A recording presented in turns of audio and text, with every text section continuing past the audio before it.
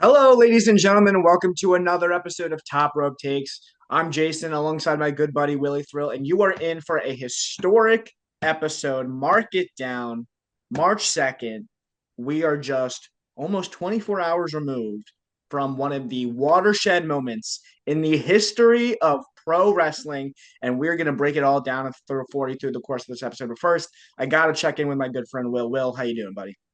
I'm doing great. Yeah, an absolutely historic segment last night on what was a historic show overall. I got thoughts on the entire show. I think WWE knocked it out of the park, but that ending angle, you want to talk about it. I mean, we have Bash at the Beach 96, Mm-hmm. WrestleMania 17, and Yep. now we can add Elimination Chamber 2025 to the list of the all-time historic heel turns. John Cena, 20 years. 20 years. And look, here's what I'll say. I hate the people in the room who are like, I told you so. I was right. I predicted it. So I'm not going to be that person because hmm if I'm being honest, I did say on the last show that I wanted to see The Rock and John Cena team up, but I never actually like conceived the image in my mind of what that would look like. And to hmm see it play out in that main event segment, it was surreal to me. Like I was still like, my jaw was on the floor. Yep. Everything was so perfect about it. I loved it. And it really is like, well, I mean, we should just get into it, but I think it's probably the best case scenario for this John Cena final run that, Interesting. that we've seen. Yes. I think that's a very polarizing take because I think there are a lot of people, and I would put myself in this camp, who are really looking forward to cheering John Cena for this calendar year. But then again, I've also been somebody for as polarizing as Cena's been throughout his entire career. I've always been pro Cena. I've never been the person chanting Cena sucks. I've always appreciated for who he is. But I completely agree. Like, I had to rewatch it again this morning just because I was like, is this real? Did I dream this? Like, no, John Cena's a heel in 2025. It is so crazy. I love that you brought up Bash at the Beach in WrestleMania 17 because I think you could argue, no, if you had to rank them, like which one is the bigger, more monumental. But I don't think there's any argument that's the top three. They are they clear everything else in the history of the business just based on the characters who turned. So it immediately, I opened this podcast by saying a watershed moment. I fully believe that. Like this is something that like will outlive John Cena and the business. This moment right here when John Cena turns heel and becomes what I presume to be Hollywood Cena, which I think is interesting, right? Because if you look at the other big heel turns, Hulk Hogan turns into Hollywood Hogan. Now Austin didn't go to Hollywood, but The Rock, Hollywood Rock, when he turns heel and comes back in 2003. I think it's the kind of the same vein. We're getting a Hollywood John Cena, and I absolutely love it.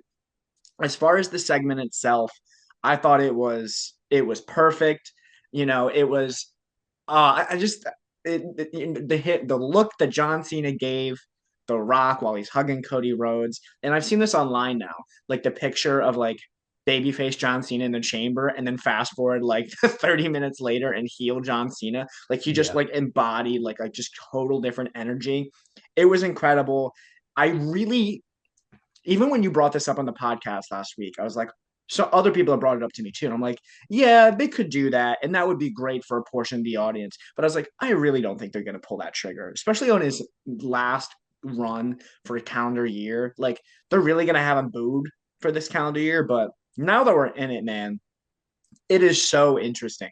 I'm chomping at the bit for Monday Night Raw, for Friday Night SmackDown, just to hear what John Cena is going to potentially say. He hasn't been advertised for either of those shows up to this point, but I feel like we're going to hear from him sooner rather than later. What is this presentation? Does he switch up his music? Does he switch up his gear like he's talked about in the past? What does heel Hollywood Cena look like? I'm so excited to find out, and I'm just thrilled to be along for the ride.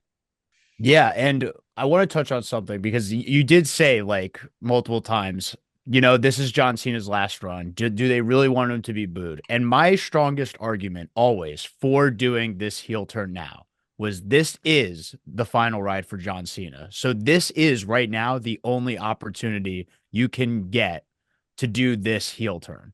Or else it would have been if John Cena just played it straightforward like he's always done 20 years, it would have been great. But at the end of the day, when his career was all wrapped up, our one question would be the what if.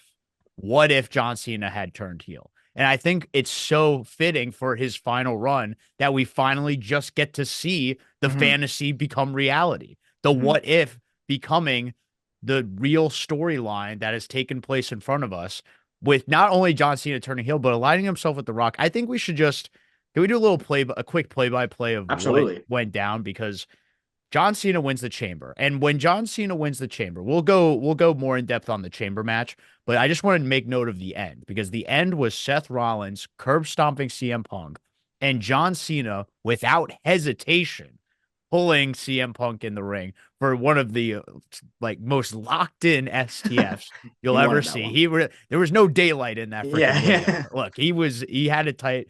My one part that made me laugh really hard when it was going on is he had it stitched so tight. He's screaming, he's yelling, he goes, "Sorry!" And then CM Punk finally taps out. So John Cena wins. I'm thinking it's John Cena, what we've seen the past 2 months. Goofy, over the top, smiling John Cena. Cody Rhodes comes out. We all know that this was going to be the ending segment once we realized the chamber was going on before this Hmm. big decision. Will Cody sell his soul to The Rock? So Cody comes out. Then you get The Rock, if yes, some Mel, but then into Travis Scott pulling out Fiend. Which, why? But So exactly. I was like, okay, so Travis Scott's coming out with The Rock. Mhm. Interesting. He makes his way down the ring, and Travis Scott stays in the ring. So already I'm like, what is going on? Travis Mhm. Scott, get out of the ring. This Yeah, isn't your right. time. This isn't your segment. Little did I know. But The Rock, continues to lay down the law for Cody. This is like it's decision time. I want your soul. I need your soul. And if not, I'm paraphrasing a little bit here. I don't have all the notes up right now, but he says, if you choose not to be my champion, the dream dies Hmm. tonight. And so Cody gets on the mic. He starts to tease that maybe he'll give his soul. He says he wants it all. And he says, I no longer have my soul, or my soul no longer belongs to me. And he goes into the thing. I kind of figured, like, when he was doing that, there's no part of me that was like, oh, he's doing it. He's doing it. Right. I'm like, no, he's going to flip it on. But what I wasn't expecting was him for to straight up go, hey, Rock, go F yourself. And this is like the key thing about WWE right now is they sparingly use curse words in this Mhm. sense, where when Cody hit the go F yourself, it was like a high spot in a match. Like Mhm. it was like they saved it up and boom, it hit. The crowd went nuts for it. John Cena was going ballistic over the top. And when he Yeah. started to do that, that's when I was like, well, he's staying in the ring. He's acting all over the top. This is Yeah. a little suspect. But then what happened later, we played out John Cena daps up Cody, gives him a hug, but then you see the face drop and you see The Rock, dude, really high angle, like really Mhm. getting up in there. Uh, John Cena's dead face looks right at The Rock. Then he lets go of the hug and immediately kick to the nuts, jaw on the floor on my end. I was just Yeah. astounded. Cena goes in, hits Cody with the Rolex, hits Cody with the mic, hits Cody with the championship, pins down Cody. Travis Scott helps out, which I was Yeah. like, Who saw what that the hell? coming? Okay. And then he gave Cody a giant smack to the He face. really did. He let It him was have it. nuts. And then The Rock whips Cody with the belt that has Cody's soul on it Mhm. and he wipes the blood off of Cody's face, puts it on the belt, and we see this. What I thought would be the two-man power trip has now become a trio Yeah. of The Rock, John Cena, and Travis Scott. And I don't think anyone, if you predicted Cena heel turn, No. if you predicted Rock, did not have Rock, Cena, Travis Scott, three-man Hollywood trip faction Hmm. going into WrestleMania. So I thought this was incredible. I'm still confused by the Travis Scott thing. The only explanation I've heard that makes somewhat decent sense is that it's kind of harkens back to the Rock and Wrestling when you bring in Yes. people like Cyndi Lauper to kind of be on the side of Wendy Richter and, be in promos with Captain Lou Albano. Yeah. So that's but this is like huge. Like he's in there with the two biggest stars in wrestling history. So clearly what they want is like that headline. They want the complex article. They want the hip hop And they're pages to be getting it. like, Travis Scott's there with The Rock and Cena. They want to make sure every form of media, Mm. music, television, movies, they're all covering WWE and this new Hollywood faction. But I Yeah, loved it. I love everything about it. And you know what I really love about it, Will? There's so many small details that there's so many Easter eggs through it all. There's so many little details that they've been planting for a year plus. Um, Specifically, I want to talk about the Travis Scott thing for a little bit because you're absolutely right. It is a harkening back to the roots of WrestleMania, which is pro wrestling and pop culture merging. That is really, if we're being frank, what has separated WWE from every other promotion that's ever existed is the scale and their ability to draw in people from different walks of life. And so not only is that a parallel to how their history, but it's also consistent with their present. Since TKO has taken over and Triple H has taken over, they have really had a renaissance in terms of pop culture relevancy. Think about all the streamers who are really popular right now that have been involved in WWE. Logan Paul, Bad Bunny, not to mention their celebrity role that they do for every show that they're in. You now bring in Travis Scott to team with The Rock and John Cena. Like, this is what separates WWE from every other company. Like we talk about AEW sometimes and about how it's arguably the best. I won't even argue. It's the best in-ring wrestling in the world. But they don't have this. They don't have the mainstream star power, the pull that WWE has. And that is what separates it. So that for that reason, I'm all for Travis Scott being there. Now, what role does he play? I don't know. Because is there a world where we're getting Travis Scott versus Bad Bunny? Like that is what we're getting potentially getting in WWE. Because there's rumors that Travis Scott is training in the ring. So I think it's very likely that Travis Scott is going to be in a match at some point. A couple other details that we really need to hit on. First, what John Cena chooses to hit Cody Rhodes with. It was not brass knuckles. It was a Rolex. And this was a harkening back to the night after WrestleMania 40, where The Rock gave Cody Rhodes a gift. And we knew it was a watch. Or at least there were reports. I don't know if they actually talked about it on They TV. never revealed it, but then it kind of got brought back up recently. I think it was a legitimate backstage gesture that got leaked, and then they made it part of the story. So apparently, allegedly, this watch that I think we're going to be talking about a lot, belonged to Dusty Rhodes, and somehow he sold it. He got a hold of it. It got back to him anyway. So they hit John Cena turns heel and chooses to hit Cody Rhodes with his dad's watch, which I think is so interesting because when The Rock gave it to him, he said, "Don't ever break my heart again." And this was here, Cody Rhodes breaking The Rock's heart. Here's another detail. Did you notice the date on the weight belt? Because Oh, that on the was Dusty's passing, right? yes, saw that and I was so confused because it says Cody sold. And I thought, well, clearly there's a date on it. I was like, why doesn't it say March 1st, 2025? It it's so interesting to me that Cody soul are they saying like his soul left the day Dusty died? Or it's there's so many deep elements to the story that they're going to continue to be explained and layered that I'm loving it. It's awesome. I'm so curious now though. What is John Cena's in character? What is his justification for aligning with The Rock? Because that to me is the biggest question. Why turn on Cody? It was just a year ago, not even at this point, that John Cena came in to save Cody Rhodes from the bloodline in the main event of WrestleMania. So now all of a sudden, he's coming for Cody and aligning with The Rock, one of his biggest rivals. That to me is the biggest question that I'm waiting. I'm excited to hear to see the story that they tell with that. But there's so many layers to it. It's incredible. And man, if we thought Cody was turning heel for a little bit after that match with Kevin Owens, and boy, we did not see this coming because he is clearing away the baby face. And man, what a segment, what a moment. I love it. It's great.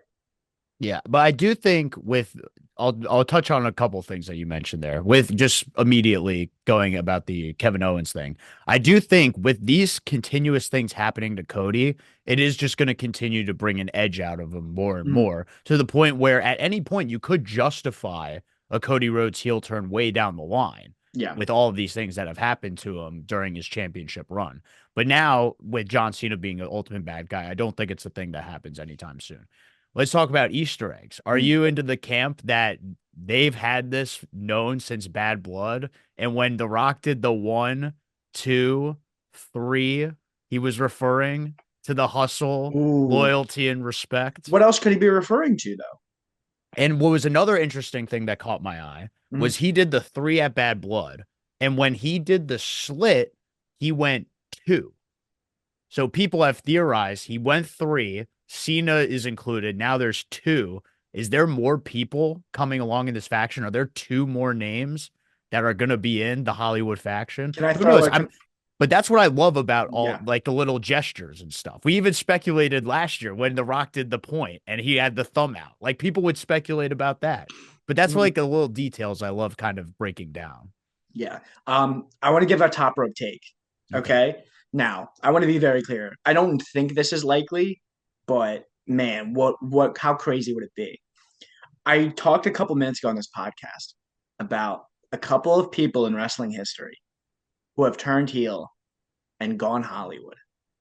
Does this not feel like the perfect vehicle if you're gonna do something with Hulk Hogan, who's already getting booed out of the building, to bring Hulk Hogan back in the NWO colors, and just like obviously like he's not going to get involved in the ring, but if you just have him on television and you have Cody Rhodes fight the 3 biggest baby faces in the history of the company, like that feels like if there's a spot for him, I think that would be incredible. I think I can't see it being like a constant Mm. thing, but if there was just even one promo Yeah, segment where you could get those 3 and Hulk Hogan just hyping up Cena and Rock and yeah. just having that visual just for like a one-time thing, I'm Mhm. totally for that. Because it's like nuclear heat right there. Yes. Just Hulk Hogan, Rock, and Cena, this Hollywood trio. Oh man, I do love that idea, but I just don't want to see it be like I feel like after if it's a week to week thing, then it would Yeah. kind of get a little stale just seeing Hulk Hogan out there. The other thing I want to talk about is where does this leave Cody now? Because the whole story that we've been telling for this calendar year with Cody Rhodes is his alliance with Roman Reigns has cost him all of his friends. So now is Roman Reigns going to make the save? Are we looking at another tag match that we had similar to WrestleMania 40? Obviously, we know we're getting Cody and Cena one on one, but could we be getting, Rock and Cena versus Cody and Roman Reigns? That kind of feels too similar to what they did last year, but certainly Roman Reigns has got to play into the storyline somehow, right?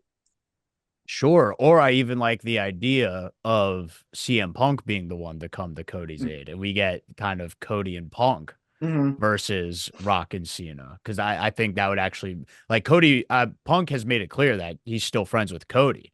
And that if he were to turn his back on Cody, it would be from the front, not from behind, like what has happened now with Owens and Mm-hmm. Cena. And who knows what will happen later on down the line. But I think that would be a perfect partner for Cody. And also CM Punk's just the perfect foil for that type of Yes. uh Hollywood duo. Like the promos there are money. Him against Mm. Hollywood Cena and Rock. I Yeah. love it. It would also give potentially CM Punk a way to get his first WrestleMania main event. You include him in that 4. So I don't listen. I don't know what direction they're going with CM Punk and Roman Reigns and Seth Rollins. We can talk all about that in a couple Yeah. minutes. But man, what a night for pro wrestling. What a night for pro wrestling fans. John Cena is a heel. Um, Hold on, I do want to mention because I you have speculated on what evil John Cena could look like. My favorite tweet that I saw afterwards was evil John Cena be like, "We have resuscitated Osama bin Laden." Calling back to the 2011 I think it was Extreme Extreme Rules. Rules. Yeah. Yeah. Where he said we compromised Osama. So just fun stuff like that I've seen. Natalia actually tweeted like people were like, who would have Mm. saw this coming? And Natalia was like, lived through 100 episodes of Total Divas, and even I still couldn't see this coming. I actually think like Cena's obviously a very, charitable person. Like he is a superhero to a lot of kids. But I do think there are a lot of aspects of John Cena, the person in real life, who would be natural pro wrestling heels. So I think we're going to see a lot more of John Cena's unfiltered character come out. And you saw that in his early days as the Doctor of Thugonomics. So I'm so excited to see Cena kind of just like with no filter, with no responsibility to uphold the Super Cena character, and to just be John Cena and just be an absolute prick. And I'm so excited for it, Will. Yeah, and because it's been like a thing that's been talked about for 20 years, he's probably been thinking about what it would be like to be a heel. There's been multiple Mm-hmm. instances where they've wanted him to turn heel, even if it was briefly, like with his original feud with The Rock. There were Mm-hmm. talks about him potentially just being heel, even if it was just for that feud with The Rock. But he talked about getting new outfit, new Mm-hmm. song. And so I'm looking forward to seeing what he's been thinking about actually be executed on television. I'd also love a full circle moment if he was advertised for certain places. I don't know how this would work out, but if he was advertised for certain places, but then he comes in via satellite, Oh my another God. full circle Yeah. moment with The Rock. So Yeah. uh yeah, there's a lot of fun stuff you could do with Cena, and I am looking forward to it all. Again, I prefer this more so than the nostalgia run Right. that we would have had because we've seen Cena do the Cena thing. Mm-hmm. And as great as it would have been to just take it all in one more time, I do think this is the more intriguing way to go. And I have no doubt in my mind that by the time we get Yeah. to November, December, he will be back doing I the agree. classic Cena to end things off. I completely agree with that. Yeah, for 100%. They're not going to send him out as a bad guy. He's going to go out, as Super Cena. 100%. Um, all right. Well, that was obviously the headline of the night, the headline of the decade, potentially. Let's talk about a little bit about, let's work backwards, the Elimination Chamber. So Cena won, obviously. We don't necessarily need to go through every beat by beat, but let's talk about some of the other mini headlines that came from this chamber, right? We had a couple matches already be set up. We still have some stories that are being developed. I think the big one is, and we kind of touched on it loosely, CM Punk and Seth Rollins did not win, but they're still heavily entangled and involved with each other. Are they each other's WrestleMania program? Where do we see this going from here? And what are your thoughts on CM Punk and Seth Rollins' performance at the Elimination Chamber? Oh, I thought it was awesome. I thought really this chamber match, and I want to say this as a whole just to kind Mm-hmm. of encapsulate this Elimination Chamber pay-per-view. I know we usually reserve top rope takes for like predictions that we Mm-hmm. have in the future. I don't know if this is a top rope take, as in this is like a hot take, but my take of the night is that this was the best Elimination Chamber pay-per-view of all time. Oh, cosign. Like, Cosign. yeah. Like Clears. it clears. The only I did love the main event of 2023 with Roman and Sammy. I thought that was great. But as a Yeah. whole entire show, and you have the legendary angle at Yeah. the end, like this was just such a and usually like Elimination Chamber is just like a vehicle to get The to WrestleMania. transitional pay per view. This was like the ideal way to use Elimination Chamber Yeah. was to throw in a hot angle and a hot show to get people excited for WrestleMania. So, I loved it. with that being said, this chamber match was one of the best chamber matches I Mm-hmm. think I've seen. Like, period. Because it had everything I wanted out of it. And my main thing that I got out of it was seeing Cena and CM Punk interact in the ring. Mm-hmm. They would tease it for a little bit. Seth Rollins would break things up. Them going back and forth. They did some like nostalgic spots where they would John Cena would try to do the 5 moves of doom. Punk would reverse, get him in the corner for the knee. So I just loved their interactions. I loved Cena going for the handshake, but Punk doing the hug, and then them trading fists. Then Yeah. Cena goes for the handshake again. This time Punk gets him up for the GTS. Mm-hmm. Punk in this match kicked out of so much. I Yeah. gotta say, like there were multiple points where I'm like, oh man, all right, so the Punk's going out. Nope, it's like kicked out of a stomp, kicked out of an AA, kicked out of a pedigree. Like Yeah. he was just on fire to the point where I was like, it really made me believe, oh my God, Punk might actually win I this. do Like he's it. kicking out of so much. Um, and I really thought that there would be a chance for Logan Paul through in this match, Yeah. who, by the way, very smart. Early on in the show, they did the US national anthem and the Canadian national anthem to start the Yeah. show. And the US national anthem gets booed out of the building. Like no one wanted to hear that. Yeah. Canadian national anthem, everyone's singing 38,000, or at least they claim strong, singing Allegedly. "Oh Canada." And so Logan Paul probably heard that and was like, I need to take advantage of this. Comes out with the American flag. And so I thought that was a great way to immediately be like, all right, you're an absolute, Yeah. numbskull. Well, I think that was probably pre-planned, right? Because I don't think they just have a giant American flag like laying around. You know what I mean? I think he was always someone was always planning that. But I agree, like he's such a good heel. Um, yeah, I was impressed by Logan Paul in this match. The frog splash spot was actually pretty cool. I'm actually now more than ever more confused about what his direction is because he's going to have a big match at WrestleMania. So I don't know what that is. We hypothesized last podcast about him potentially going up against CM Punk, and that still could be the direction. I think like I don't know. We're gonna have to see. But I do know he'll have a big match because he is. If you had to put like who's your top two heels in the company, like he's probably number two if anything, like at worst. I would say so because usually your top, like it was weird. Go before the big Cena heel turn. Yeah, Like your top heels were McIntyre, Owens, like that kind of group, which were like low Italy. tier main eventers, upper Yeah, mid carder kind of people. Whereas Logan Paul truly feels like he's been in that main event scene yeah, he's and a main has event like heel. solidified himself as one of those guys. Just to go back real quick, Mhm. here's my argument for why I think it might have been on the spot is because I think WWE one would have an American flag laying around in the back of their thing. And Okay. two, I don't think even the WWE would have the wherewithal to realize, oh, we might get booed if we do the national anthem. Because what like just hear me out, just hear me out. Why would they do it then? Why would they even bother doing the U.S. national anthem if they knew it was going to get booed? Just do the Canadian national anthem. You're in Canada. Why do you have to feel the need to do the U.S. national anthem? Have they done the U.S. national anthem at their other international shows? Yeah, They do that? yeah, they do it. It's like a pretty Okay. consistent thing. They do the regular national anthem and they do it for because it's an American company, and then they do it for whoever they're there Okay. I from. do. I for some reason I just have the like I did not even No, yeah, yeah. realize I that mean, they I do it. hear For, you. I think I only remember it for like WrestleMania, and yeah, WrestleMania has always been in the states right. for most, except for 18. I do think So them booing the national anthem probably reinforced that it was a really good idea for Logan Paul to come out waving the American flag. yeah, no, Um, they were like if yeah. So if they didn't have that planned, I think it, you know, that was mhm, just like quick thinking. If they did have it planned, good on them for yeah, having the awareness to do that. yeah, Back to the match though.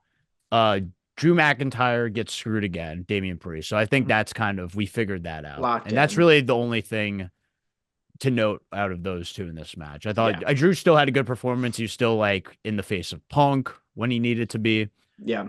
Uh, I have a beat they about Drew told a Mac. good they just real quick. Yeah, They did tell a good story about how Drew wanted to be the one to eliminate Cena to the point where he got caught up in that and then gets rolled up by Priest. So I did like them playing off of that. mhm. But go ahead. No, that's exactly what I was Okay, going to yeah. bring up. I thought that was interesting, especially in hindsight, knowing how the show ended. Like, are they just going to drop that segment? Because certainly you can't imagine Drew McIntyre is going to waste any more time with John Cena. Um, I thought that was an interesting thing to bring up. So maybe we are getting Cena McIntyre down the line. I kind of think there's so many options for Cena that McIntyre feels like one of the ones I could probably do without. Like, I'm not going to be upset. So I thought that was really interesting that they continued pushing that story beat, especially given, what we know now. I think with Drew, and I think he'll play into Cena as the year goes on, is that if Cena does all this bad stuff, but then goes back to being John Cena by the end, Mm, I mean, that's kind of been Drew McIntyre's kind of character, is how like people forget mm, how terrible others yeah, have been. Like with Roman. Like yeah, Roman after the bloodline story kind of wrapped up at WrestleMania 40. Not that it wrapped up, but his yeah. title reign wrapped up. And then he started to turn into this person that everyone just absolutely lauded, praised. Drew McIntyre was like, no, I don't forget. Like I remember what the bloodline did. And so it kind of still made Drew McIntyre this heel character for Mm-hmm. even though Roman really hasn't done anything that great, but No. just time has passed. Some people have forgiven him. People like Drew have not. And so we've seen the switch there. I so that's my thoughts on Drew. Do you have any other thoughts on Drew and Damian Priest before we move on No, to this? Okay. I think it's tough because I think this is going to be a loaded WrestleMania card, like across 2 nights. I don't think there's going to be a lot of like, for example, last year at WrestleMania 40, we even got a match between who was it? The Final Testament and like the Street Profits and Bobby Lashley. Like that was kind of a throwaway match. I don't know if we're gonna have room on this card. I think there's too many people for like throwaway matches like that. And so I think McIntyre and Priest are going to need to maximize their minutes on Monday on SmackDown actually to build this program because right now I don't care. I'm agreeing that they deserve a spot at WrestleMania for the work they put in this year, but I mean if you had to pick a WrestleMania match right now that you just don't care about, like it's this one. Yeah, I agree there. There was a funny part in this Elimination Chamber match where every once in a while the light from CM Punk's pod would fall down No, and the fans would chant fix the light and that's then Punk funny. would fix the light and they would go nuts for him to the point where like things were going on in the ring, but people only cared about like you would hear I didn't notice Drew this. McIntyre went for a move, there would be no reaction. And then like 5 seconds later, you'd hear the crowd go, "Hey!" It's just because CM Punk was up there fixing the light. That's so funny. Cena was fun. If you take a look back at that match, because then you see Cena kind of playing along with it, being like giving Punk a little standing ovation. So I Wow. thought that was like a fun little thing in the Yeah. match, even though it really didn't have to do with anything in the match. Fun little Logan Paul CM Punk interactions that Mhm. harkened back to Hangman Page with the buckshot lariat spin Yeah. around into the GTS. Mhm. I do think because we did speculate on Punk and Logan Paul, I think Punk pinning Paul here makes it really not likely that they go into a feud because I just thought Punk now doesn't really have the motivation to go after Logan Paul, and Yeah. his motivation's been to main event WrestleMania. I thought if Logan Paul had pinned CM Punk, then the motivation would turn to you took away my opportunity at a WrestleMania main event. I'm going after you. The person Yeah. who actually did end up doing that was Seth Rollins, Right. because even though Punk pinned Rollins in this match after a GTS AA combination, Rollins was the one who curb stomped CM Punk. And as I mentioned before, Cena wasting no time. That honestly was the moment. I didn't know how it would play out, but that moment was like, oh, Cena's not Not being playing like around. baby face right now. Yeah.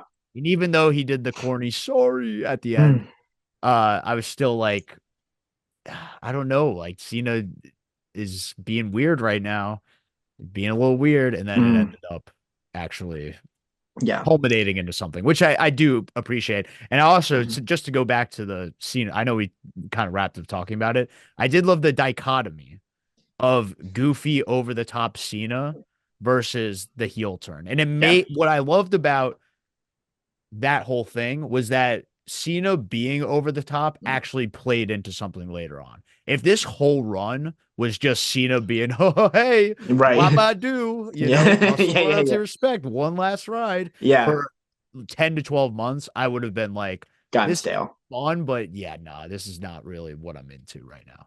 Mhm. Having him do the over the top stuff for 2 months and kind of being a caricature of himself to then turn heel Mhm. made all the sense in the world. And I feel like it made the heel turn hit More that much. effective. I agree completely. Um, Real quick, just to wrap up the men's elimination chamber, right before CM Punk gets eliminated by John Cena, he gets curb stomped by Seth Rollins, who's already eliminated. So they're definitely gonna continue a program on Monday Night Raw here. So I'm excited to see where CM Punk and Seth Rollins and Logan Paul and everyone else kind of fit into WrestleMania plans because it's really hard to predict right now. They can go in any direction. Roman Reigns wasn't on the show, but his star power, I don't like. Is he kind of getting overshadowed by like Cena and the? I feel like he might have a tough time coming back. Like I know he's Roman Reigns and he's going to be in like the main event picture, but he's got to contend with more star power than ever before now. So good luck to him. Let's talk about some of the other stuff on the show. Let's talk about real quick Kevin Owens and Sami Zayn, unsanctioned, brutal match. Kevin Owens gets the win, which I think we both predicted. Uh, No, or I think did we I had say Sammy. Sammy? I think we both said Sammy Oh wow, because I thought Sammy would win and then they would justify that as Kevin Owens getting his win back at Mania yeah, against Orton. We did have Orton making his return here. That was the one thing we did get right. I cool. thought he would help out Sammy, which is another thing is like when you have a great show, you can kind of ignore some plot holes. Like, why Mm. didn't Randy Orton come out and save Sami Zayn earlier? Right, yeah. Like, He waited to Sami Zayn to get his unsanctioned. butt kicked. It is literally an unsanctioned match, and he waited until after the match was done and Sami Yeah, Zayn to be brutalized yeah. before coming out. But nonetheless, everyone still loves Randy. And maybe Mm, they could play into that later on if they decide to turn Randy heel at some point. yeah. Uh, but awesome match. I just love Sami Zayn and Kevin Owens chemistry together. Like it was Mm, the ridiculous like flip bump into two tables from mm, Sami Zayn. It's absolutely nuts. I loved when they were brawling on the outside and Sami Zayn hit two blue thunder bombs on tables that had like a bunch of stuff on it, so it made this nice little like explosion kind of effect.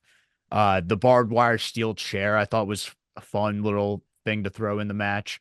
And yeah, these two, I could watch these two wrestle yeah. anytime, anywhere, and I'm going to be entertained. And this was one of their better matches, which already puts that on like, if Sami Zayn and Kevin Owens have one of their best matches on a show, then it's one Mm, of the best matches on the show. yeah. So I loved it. I actually would say this is my favorite match on the show. I love the chambers, both chamber matches, but this one I thought front to back was fantastic.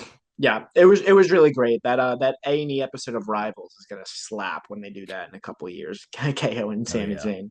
I'm here for that. This was great. Obviously, I'm a big nostalgia guy. Randy Orton is like the guy who kind of brought me into wrestling as a kid. So always happy to see the Legend Killer, the Viper, the Apex Predator back on my screen. Happy he's getting a big WrestleMania moment. We assume with Kevin Owens. Kind of hope he gets a win because I feel like he's due. Um, Randy, so yeah, good to see Randy. He looks great, and I think this is the right call for him to be used sparingly. Whether or not he was out all this time for legitimate injuries, or they're just like keep it like bring him for the big shows. Like I think that's where we're at with Randy Orton. He doesn't need to be he doesn't need to be middling in these U.S. title feuds. You know what I mean? Like bring him in for the big shows. So good to see Randy Orton back and a hell of a match for Kevin and Sammy. We'll see where Sammy goes from here because I think KO's path is clearly defined. Sammy, I don't know. We'll see. Triple H loves him though, so he'll probably get a big spot. I hope so. I wouldn't force him into a match if it doesn't seem right. Like the last thing I want to see is him and Karrion Cross at WrestleMania, which they've kind of been Ah, don't teasing do that. for Yeah. months.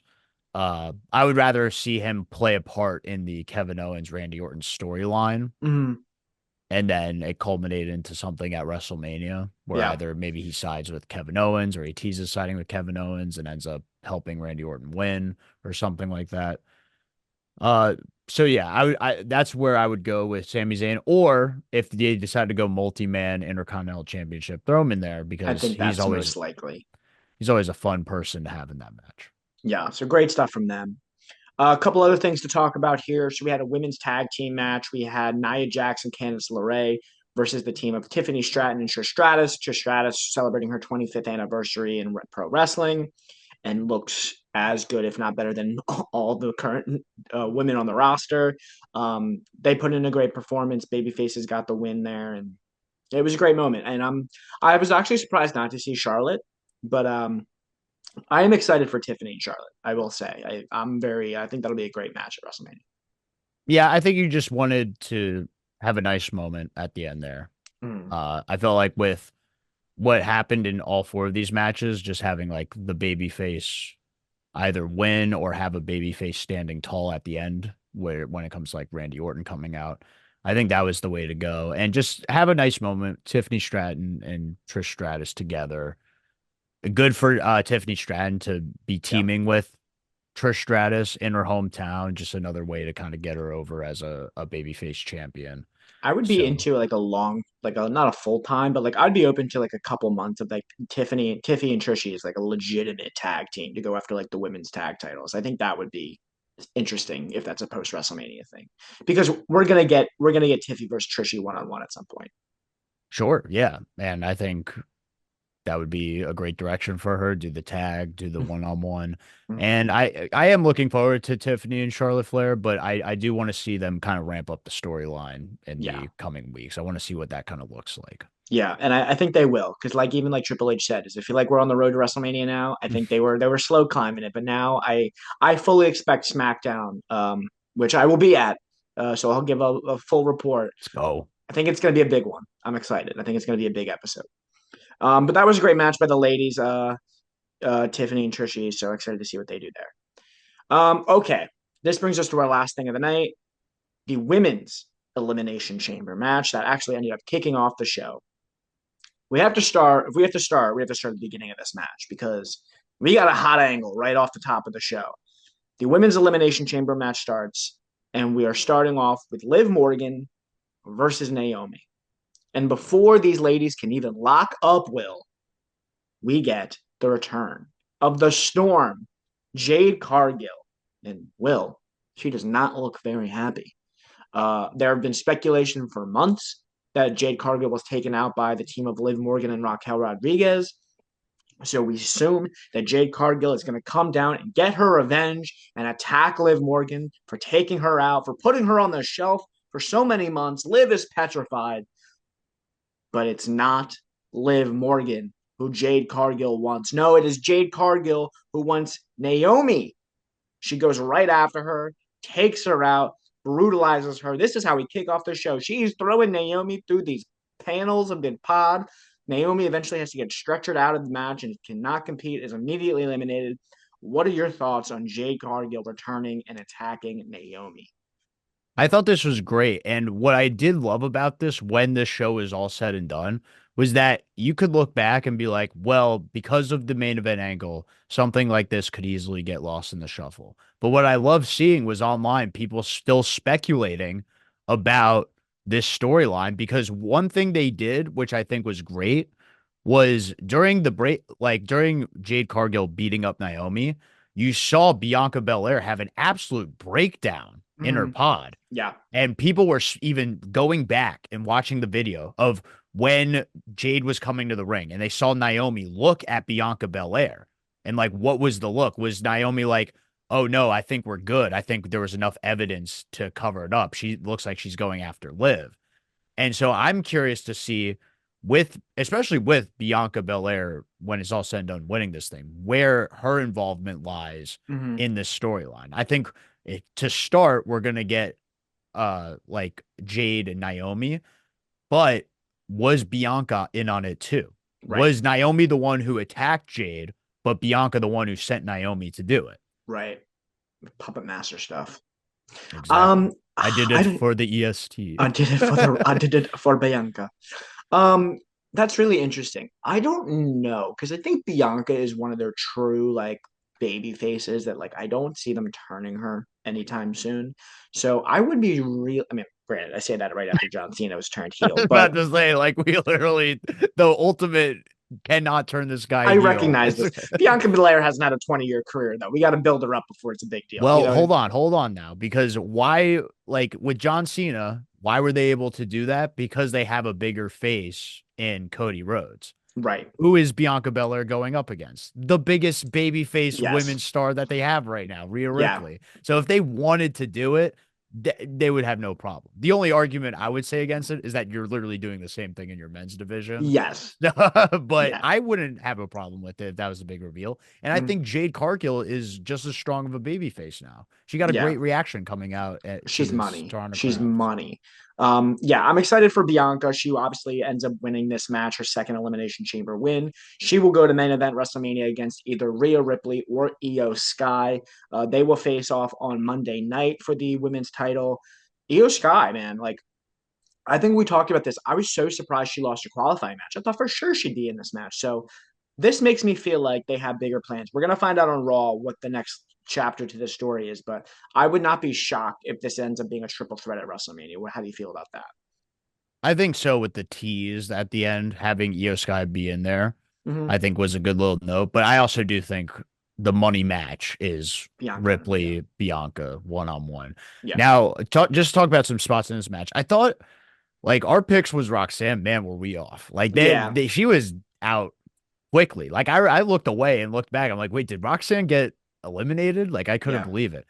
Uh, Liv Morgan showing out in this match. I MVP, really the MVP of this match. And she took that braid to the freaking one of the hardest braid shots that yeah, Bianca Belair has done. She's done it in a few matches, but this one hit harder than any of them. yeah, I mean, it was bad. Liv Morgan bleeding from the side. I there were actually points where I was like, man, they are just gonna do Morgan yeah. Rhea She one was on one great. again. So She was great in this match, and I think she really, and even Triple H said afterwards, like she's really showed out this year. So again, another one of those people where we're gonna have to stay tuned. We have 7 weeks till WrestleMania. They're gonna have something for her, but I hope it's something juicy because she's deserved it. She's been an MVP of the women's division this year for me. Yeah, I think my match that I think is going to happen. I don't know if it's the juiciest match, but I do think it's going to be Liv and Raquel versus Damage Control for the tag Mm, titles. I hope they don't do like a four-way kind of yeah, hodgepodge because that's what they love to do to try to get as many women on the show. yeah, I would rather just see a straight up great women's tag match between Liv and Raquel versus Io Sky and Dakota Kai. interesting. Yeah, I mean, they're certainly going to do something with the women's tag titles. Maybe it's. Well, I was going to say Bailey and Roxanne, but they've been feuding, so that wouldn't work. But I don't know, maybe something along those lines. Certainly, they're going to be defending those tag titles. You would imagine at WrestleMania. Yeah, and if they want to do the multi-woman match, do it. You have mid-card titles now, so you could actually Yeah, do a women's ladder match if you're not going to do it with the men. that'd be interesting. Yeah, I think I could see them doing that too. Good stuff in Liv though. She showed out. Bailey, no reaction. She was getting booed. So I Yeah. mean, it's such an interesting case study, Bailey. How on paper, like she's so likable.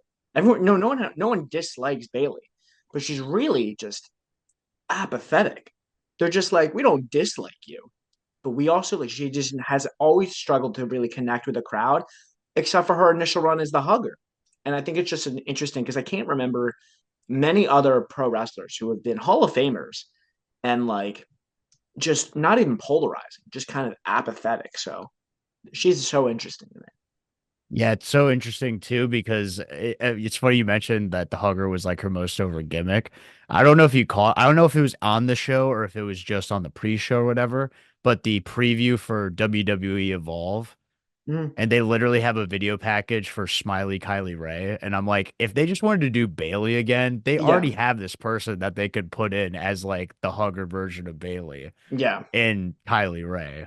So I don't know where Bailey goes. Like I think Bailey, she had her great face run. She had a great heel run too. We can't yeah, disrespect the role model when she yeah. was doing it in pandemic. It was tough because there was no crowd to really Mm. bounce that off of until the run was kind of on its last legs. Can I give a top? Can I give a potentially a top rope take that it's? This is going to come off some sort of way, and I mean, no disrespect to Bailey, but I think Bailey might be the Janetti to Sasha Banks, Shawn Michaels. I think they kind of need each other, and The Janetti. because Wow. like That's they're tough. No, come on, man. is that bad? Like Janetti wasn't a world champion. I okay, mean, that's fair, but like yeah, I think I they get have what you're great saying, though. chemistry. I get what you're saying. She's always just more interesting when Sasha's around. Like I don't know. But yeah, I don't know where she goes from here. Um, I think potentially the most exciting thing she could do is a tag match with somebody, maybe an AJ Lee. Although we've been saying that for months, and I don't know what the odds of that are. But somebody against like a Cora and Roxanne, I guess, is like the best direction for her. Um, but even that is like, you're low on the totem pole of WrestleMania matches. So I don't know what they're gonna do. Maybe she unites with Damage Control, like you said, and that's what they do. I think they just do Bailey Roxanne one Yeah, on one. I think that would be the best situation for both Bailey and Roxanne to yeah, get their one on one singles match at WrestleMania. You tell us that the women are important because they can too get just a one on one singles match based on a feud and not a mm, championship. Because like there are very few women's matches that happen at WrestleMania because of a rivalry that isn't over a feud, over a right. champion. So I would like to see them start to implement more women's matches where it doesn't have to be about a title. It could just be about bad blood. Yeah. And then the last person we haven't talked about at all in this match was Alexa Bliss. She hit the Sister Abigail, so definitely leaning into the whole Bray Wyatt tribute thing. So I don't want them to pull the trigger too quickly on her and the Uncle Howdy stuff. I think she's better to like let this excitement of her return wear off a little bit before they do that. And let's just keep her as the goddess for now, and then go to that point. But I thought she had a good performance too. I'm happy to see her back. They really were hyping her up as like a 5-time champion. Like they were really pushing her as like one of the bigger stars in the match. She lasted a decent while, so again, we'll see what she's gonna do. But I'm excited to have Alexa Bliss back. Yeah, I don't know what her WrestleMania plans would be. I again, you could do the mid card Mm. ladder match for the women, have her be in there. Yeah. Or if you want to go a different direction, you could have Liv and Raquel versus Alexa Bliss and tell the story about her needing to find a partner and ultimately Wyatt Six comes in and Mm. Oh out of the well, hand. actually, you just solved the puzzle, I think, Yeah. With her because and Nikki Cross the former challenging Liv and tag Raquel. team Yeah, champions. exactly. So I think and then that leaves what, Bailey and Roxanne 1-on-1.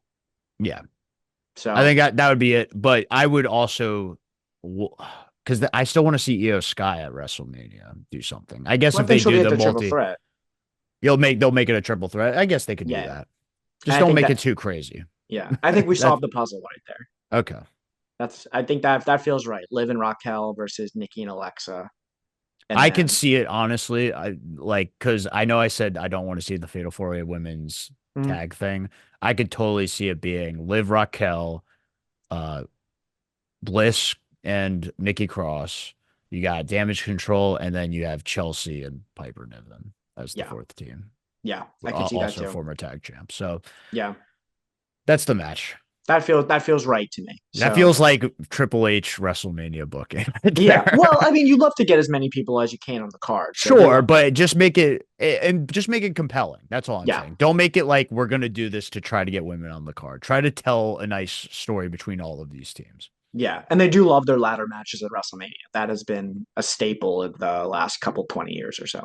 See, actually, now we're talking. Now I wouldn't mind if it was the tag champs in a ladder match versus, you don't have to do the mid card stuff. You do fatal 4-way tag championship ladder match. Also, not for nothing, we've been talking about Liv and Raquel as the Diesel and Shawn Michaels ladder match, baby. So I think There that's you it. go. I think that's it. All right, Will. Any final thoughts from this historic Elimination Chamber 2025? Yeah, again, I really do think this is my favorite show that they've Yeah, done. As far as an Elimination Chamber show, I think it's the best show they've put on. I was contemplating this. I was really thinking about it. I think it's the best show since WrestleMania 40.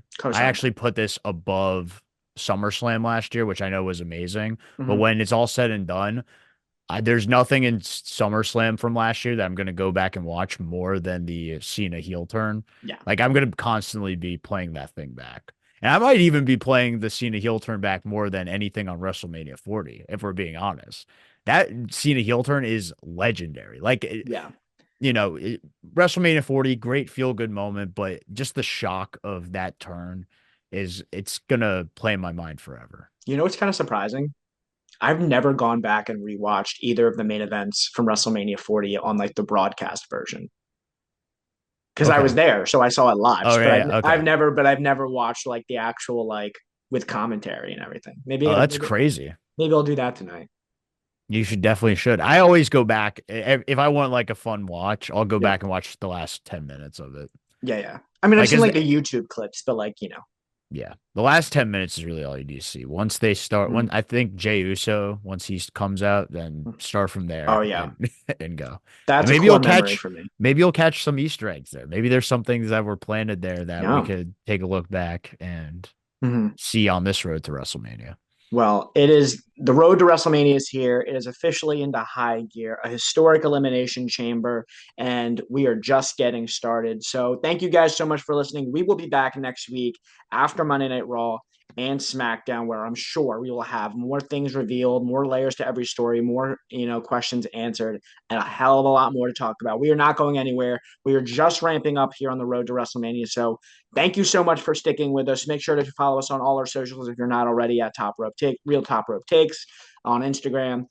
Jason, Will, thank you so much for listening, guys, and we will see you all next time. Peace.